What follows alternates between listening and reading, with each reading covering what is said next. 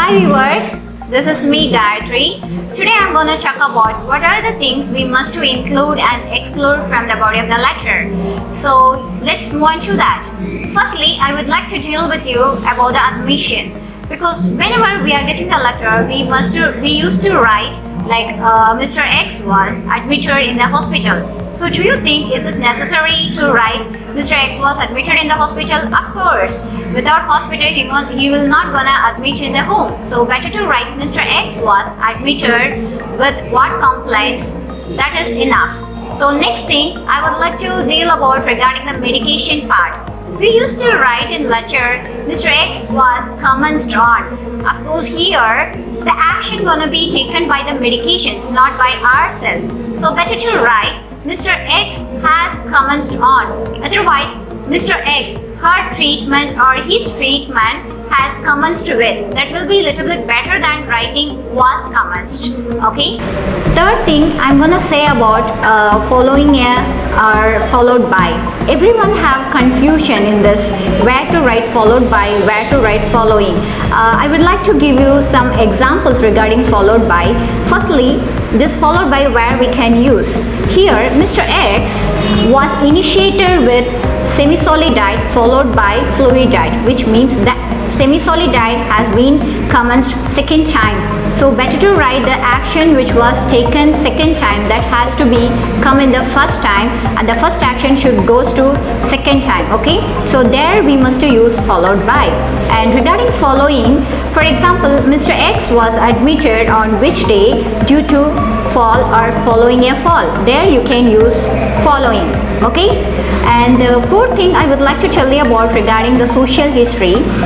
Everyone used to write that Mr. X lives with his wife. So better to write Mr. X lives with wife. That will be little bit good to write in social history. Okay, and some more points I would like to share with you people. For example, what are the connectives we can use it in our OET writing? You can use this however, therefore, for which, in addition, and additionally, in addition to this, of note, and please note this. This and all will be a very good connectors that we can use it in our OET writing. The connectors we can exclude from our body of the letter, which is nothing but furthermore, moreover, and hence, nevertheless, so these and all things better to avoid in our body of the letter. Do you have any idea about where we must to use underwent and where we must to use has undergone? Let me explain to you, because everyone has a doubt in that.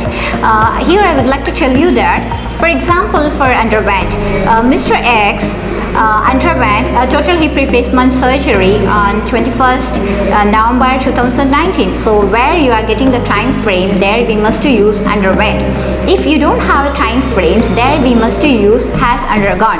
For example, Mr. X has undergone total hip replacement surgery, simply, which means that things happened very recently. There we can use has undergone.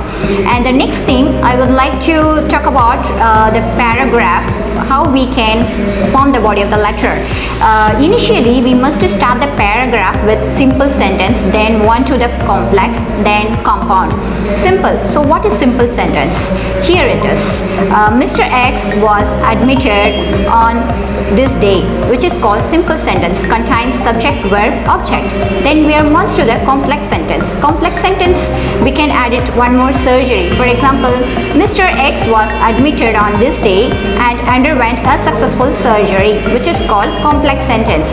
And the move on to the compound sentence. For compound sentence, we can use like Mr. X has been suffering from or has had diabetes, hypertension and asthma since 2011, 2012, 2013 respectively. So this is called compound sentence. So we must initiate the paragraph body of the letter with simple, complex, compound sentence, so that our letter will be looks very better. We are not impressing the evaluator, just we are expressing the content of the patient. That is very much important here. And one more thing I want to share with you all. We used to conclude the paragraph like should you require further information regarding Mr. X, please do not hesitate to contact me. Do you think is it necessary to write hesitate? No, better to write in a simple way. Please contact me for further clarifications or further information regarding Mr. X. That's enough. Especially when you're writing for the doctor, please don't write hesitate, because of course, do you think doctors will hesitate to ask the clarification? Of course not. Better to write in a simple way, like please contact me for further information.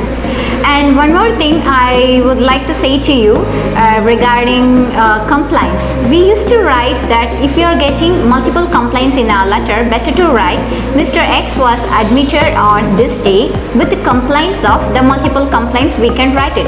For example, if it is only one complaint, better to start the paragraph like Mr. X was admitted on which day and with a complaint of, which means one complaint should write it with a complaint. If it is multiple complaints with complaints of, that will be better.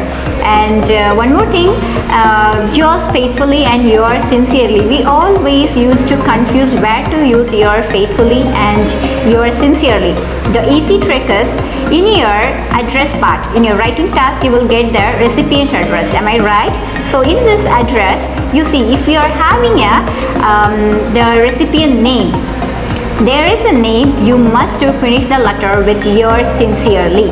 If there is no name, only the designation of the recipient, which there means better to write yours faithfully. Am I clear to you all? I hope you have got a better idea about how to frame body of the letter, and you got some of the great tips that gonna help you for deal with your body of the letter. Stay tuned for more updates. Signing off, Gayatri from Hirehood International Academy, Pathanamthitta. Thank you.